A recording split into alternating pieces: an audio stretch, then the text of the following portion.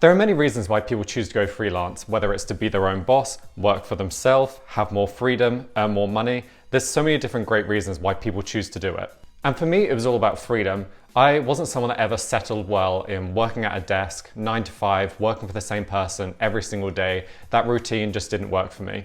I was someone that was sat at my desk all the time thinking, is this it? Is this how it's going to be forever? Am I going to be working with these same people all the time and not growing at all? Is my money and earnings ever going to change? Am I just going to stay on this sum for every single month now for the rest of my life? Now, I went freelance about 5 years ago. I can't believe it's been 5 years. Like, I really didn't think I was going to survive past 6 months. 5 years on, we're still here, so I'm clearly doing something right. And I've made every mistake in the book. And this video is basically going to go through all of that, my thought process, how I did it, what worked well, what didn't work well. And by the end of this video, you'll be able to make an educated, informed decision about if you want to go freelance yourself. And we know going freelance and working for yourself, going solo can be the most daunting thing. And this is why so many people don't do it. Even though they're dreaming about it all the time, a lot of people just don't do it because A, they don't have the confidence, or B, they just don't know where to start. And this video is going to break it all down for you. You're going to learn exactly how to find clients, how to do your finances and taxes, how to structure your day, how to set goals. Anything about going freelance, this is the video for you.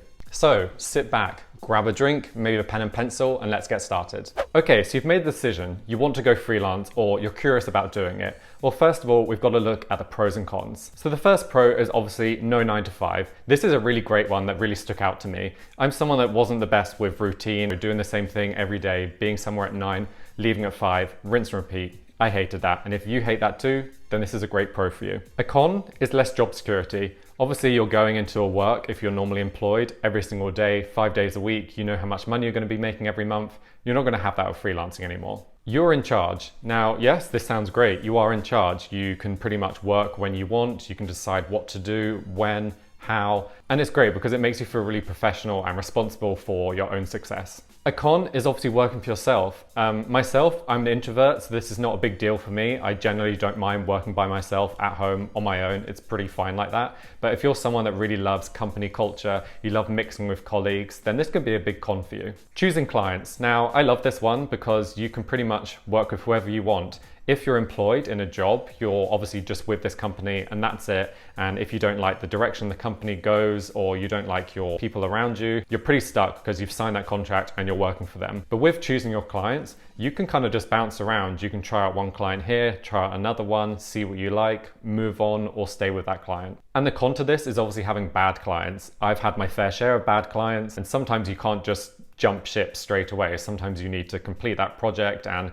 it can be a real nightmare. A massive pro that everyone speaks about is earning more money. Now, yes, this is an amazing thing. You generally earn more money when you work for yourself. There's that quote that people say, you'll never get rich working for anyone else. And that's true. I earn, I think, probably 3 times more money working for myself than I did when I just worked as an employee. But then obviously there's a massive con to this because you are earning more money, but then you are in control of your taxes. You don't have anyone helping you. There's no big company that you're employed with that is doing all that for you. You don't have a HR department.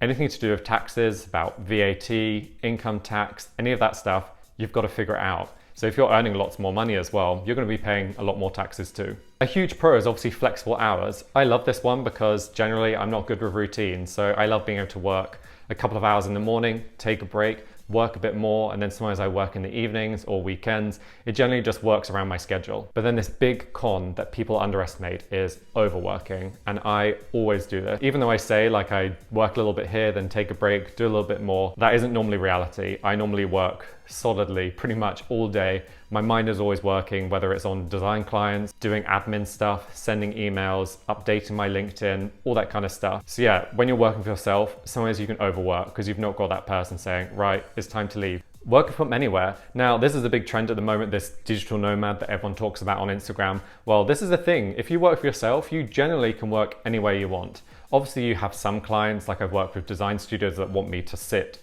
inside their studio, but I generally try and not work with those type of clients anymore. So I love being able to work from wherever. It's really nice and it kind of opens up this whole world for you. However, obviously a big con is you have no paid time off. So say I'm traveling down to Barcelona for 2 weeks. Obviously, if I want to take like 3 days off because I want to go to the beach and have fun, I'm losing money just by doing that because I have no company that's paying for my time off. And I could be going for ages with pros and cons, but these are the top ones that I think about straight off the top of my head. There's probably loads more, but these are the key ones for me anyway. Okay, Okay, so let's really get into it. First, we've got to cover the boring stuff because it's probably the most important, and then we can move on to the more fun, exciting stuff. Firstly, you've got to define your business. You've got to figure out what you're actually going to be freelancing in. Is it going to be graphic design, illustration, animation, videography? You need to write down exactly what your freelancing business is going to be because it's very important for this next step. So you need to register your business. If you want to do this all legally and take it seriously, you need to actually be a legit business. And during this whole process of registering your business, they're going to ask you what your company is.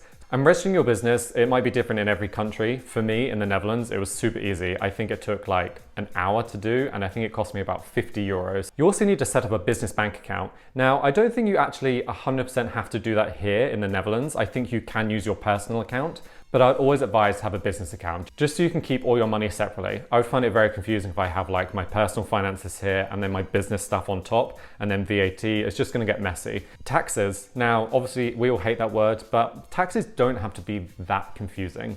Firstly, you want to ask if you're going to get an accountant. I've always had an accountant. I generally think it is the best decision I ever made. And it really doesn't cost that much. Obviously, it might be different where you are. I think I pay around 300 euros every quarter. And they pretty much sort out everything for me. So that's my income tax, my VAT, my expenses.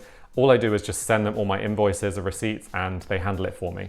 Obviously, if you're someone that's good at maths or you just generally want to do it yourself, you can do. You don't need to get an accountant. Maybe I don't need one myself, but I just generally didn't want to mess it up and get a hefty fine if I paid the wrong amount of money. And obviously the how as well. How do you pay your taxes? Do you send it by mail? Do you do it digitally? There's lots of different ways you can do it. Okay, the boring stuff is done. Let's get into the more exciting things like finding clients, earning money, and structuring your days. Okay, so you've made a decision. You want to go freelance. You've looked at the pros and cons. You've got your business account set up. You've spoken to an accountant. Now what's next is doing some research. By research, I mean consult with people in your area. And this one's a really key moment that really changed things for me. I think before I did this, I was so overwhelmed because I was just completely guessing. I was like, how much money do I charge? Who do I work for? When? It was all just very stressful and overwhelming. And by reaching out to experts, I just mean contact people in your area. So for me, I didn't know that many freelancers. I knew a few, and I just sent them an email and asked them all the questions I had in my head. I said things like, how much should I charge? What clients do you work for? How do you find clients? Any issues you've had working with the taxes in this area? Any sort of question that you just want the answer to, ask a freelancer that's already doing it, and they probably will want to help you. One thing I did when I first started, I actually went into a Facebook group of freelancers in Amsterdam, and I created a poll that was anonymous and just said, tell me your day rate, because that was a big question I had in my head. I had no idea how much to charge. So yeah, I highly recommend doing it. Reach out to people in your industry, reach out to people in your areas, get these questions answered. It will give you so much clarity and you can make better decisions about how you set up your business. Okay, the big one, finances. This is obviously very important when you work with yourself. You need to make sure that you're not losing money and you're actually gaining enough to pay your bills and your rent and all those important things. First of all, how much do you want to earn? And this is obviously a little bit tricky and it can change over time, but generally just think about all your expenses. Like if you've got rent, mortgage, childcare, you need to make sure that you're earning enough from your freelance business to be able to pay for those things and then leftover money for other activities. I don't need to explain to you how to work with your money, but generally make sure that the sum you have at the end of the month is going to pay for all the things you need. Another hot topic is how are you going to charge for your services? Are you going to do hourly, daily, or per project? I could do a whole video about this, and if you want a video about that, then just give it a thumbs up or let me know in the comments. I'm someone that generally works per project or daily. I rarely do hourly just because I find it kind of penalizes you for being very fast at your job. Okay, taxes. We previously spoke about this in the boring stuff section, but again, I'm going to repeat it here because it's very important. You need to figure out how much taxes you're actually going to be paying. So for example, it can be from 30% to 50% of your income goes straight to the tax man. And obviously that is a big deal, so you really need to think about that and get those numbers correct. And don't forget about VAT as well. I've seen some very new freelancers that don't even think about VAT. They'll send an invoice, no VAT attached, and then 3 months time, when it's the end of the financial quarter, the tax man will be saying, right, where's the VAT? Moving on to expenses. A con of freelancing is you don't have a big company that you work for that is going to be paying for those things now. You need to buy your own laptop, your software, anything that you have to buy to use for your job. You're paying for that yourself, unfortunately. A good thing is though, you can expense a lot of the stuff that you use for your job. I send to my accountant some receipts and I say, hey, I bought this camera, I bought this lighting equipment, I use it for my job, and then I normally get the VAT back for it. Another con to freelancing is insurance. Again, you're not going to have the safety net of employer here. You've got to set up your own insurances, whether that's liability insurance or if you like break your wrist and you can't work anymore, who's going to pay the bills then? So you need to get insurance to cover those things. And pension, this is obviously a big thing anymore. You don't have your paycheck that is automatically taken out. You've got to decide how you want to pay your pension yourself and set that up. I can't stress this one enough. You need a quiet period fund. Now, for the 5 years I've been freelancing, it's definitely gone like this. There's big waves of projects and then there's quiet periods. You can panic and think, oh my God, I haven't earned any money this month. How am I going to pay the bills? And I highly recommend having a quiet period fund. So basically just like a sum of money where you can kind of live off it for a couple of months and not get stressed. If I don't work for 6 months, I'm fine. But when I was first starting out, I didn't have that and it was really stressful when no clients were calling. So if you're lucky enough to have some money already, or when you start freelancing, just try and save a little percentage of that and you can come back to it when you need it. Okay, the fun part. Personal branding. Now, this is obviously really fun if you're a creative person like me, you're a graphic designer, branding, illustration. Personal branding will set you apart from other people. And if you've got this great personal branding, it'll work for you. It will do that hard work. Clients will see that and think, damn, they look great. I want to work with them. And there's obviously so much to cover with personal branding. I'm generally going to give a quick overview because, again, this could be another topic completely.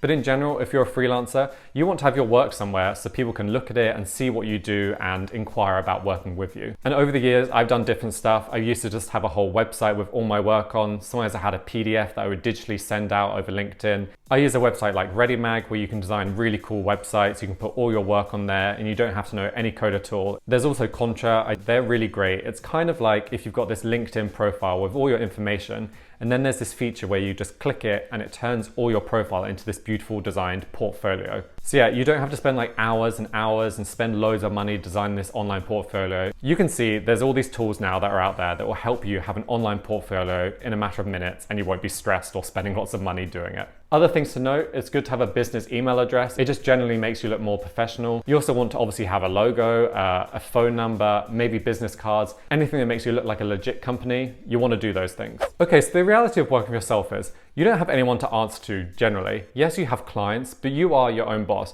You call the shots. And what I find really helpful is setting goals. It's almost like pinpointing where you want to get to and just finding a way to do that. And these can be really simple goals. They don't have to be over the top. Something as simple as how much you want to earn. I used to do this all the time just so it would motivate me to go out there and find clients, raise my day rate because I had this sum that I wanted to earn by a certain point. And then it can also be things like how many clients do you want? Do you want to have 2 clients or do you want to have 10 clients? Things like that will just drive you and give you a reason to wake up in the morning and go out and find those clients. Another goal of mine was dream clients, and I think this will really help you too. When I first went freelance, it was quite ironic that one of my dream clients I worked with in the first month of actually going freelance. It was pretty wild, and I wouldn't say that it was through talent, it was just more luck and people that I knew that managed to get me in there. But this is a really great one that would just drive you to strive for excellence and push yourself a little bit harder. I think as a freelancer, you should always be evolving and getting better. You should be learning new skills, then you can send it out to past clients and say,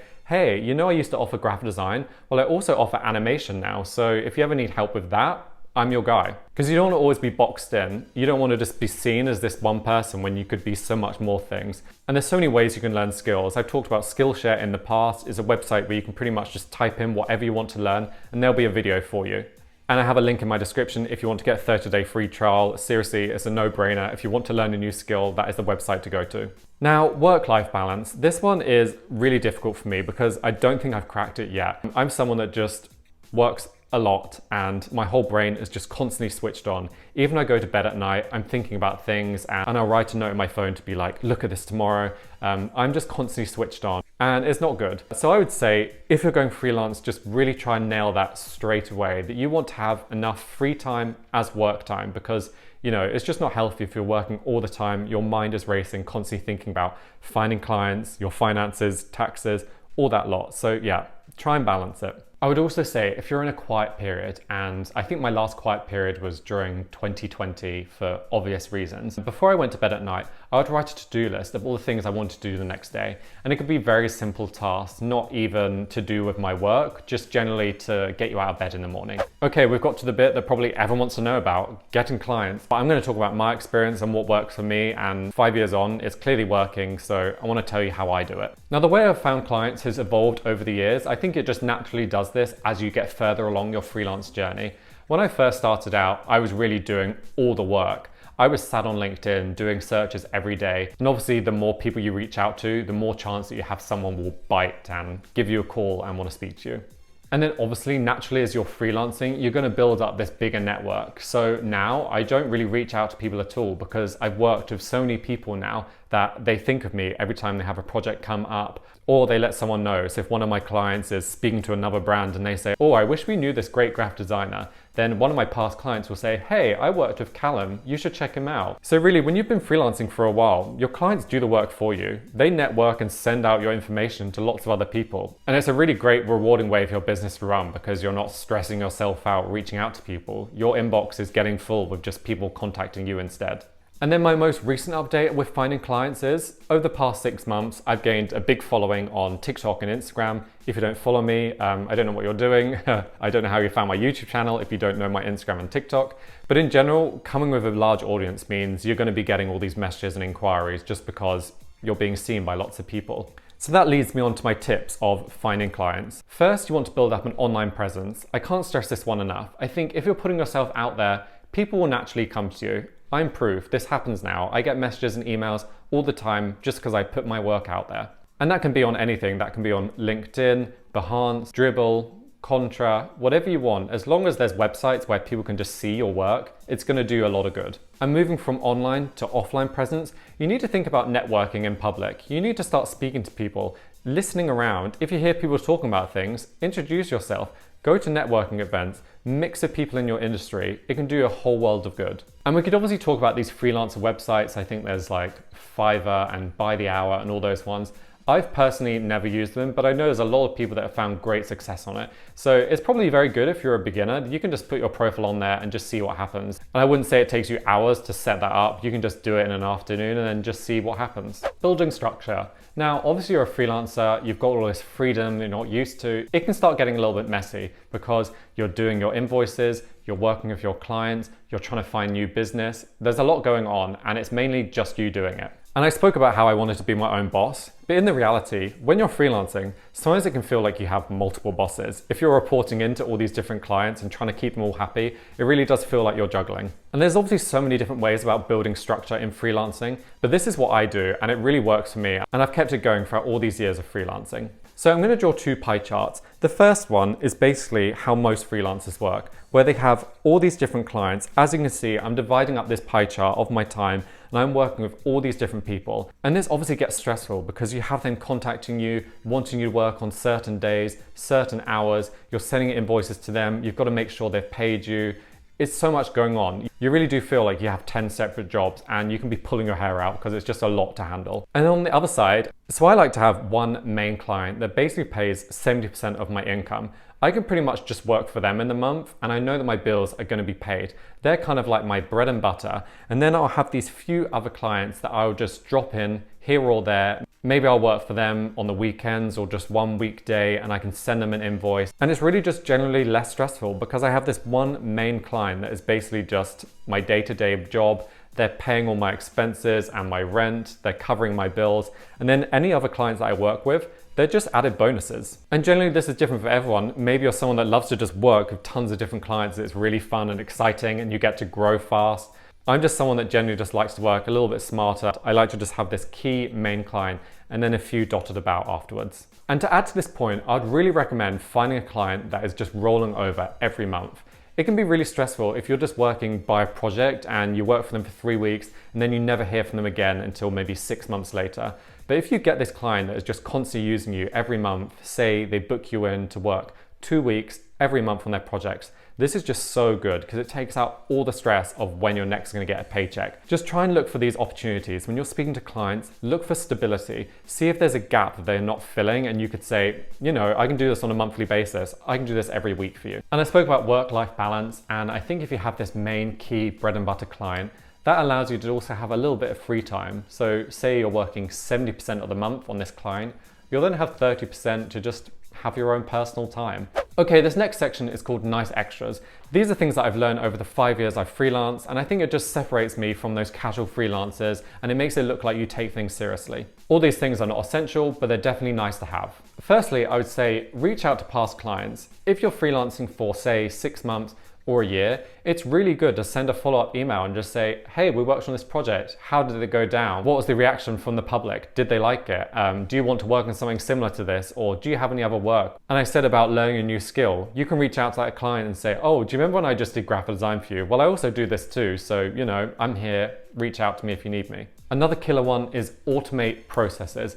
Now, before, I used to always do things by hand. I'd write all my invoices and I'd spend hours sending out emails and doing all these things that were just using up my precious time that I could be doing creative stuff or finding new business when I was doing all these processes that would take hours. You can automate anything from your time that you're working, your calendar, your invoices, anything like that, just automate as much as possible. And don't forget using templates. Sometimes I design stuff using templates. I'll just tweak it and edit it and it will look like I've worked on it for a week, but really it's only taken me a day. It is about working smarter, not harder, people. And here we are at the end of the video. We've covered a lot of things, from finding clients, adding structure, making goals, your finances. It's a lot to take in, but I think it's enough for you to make an informed decision about what you want to do.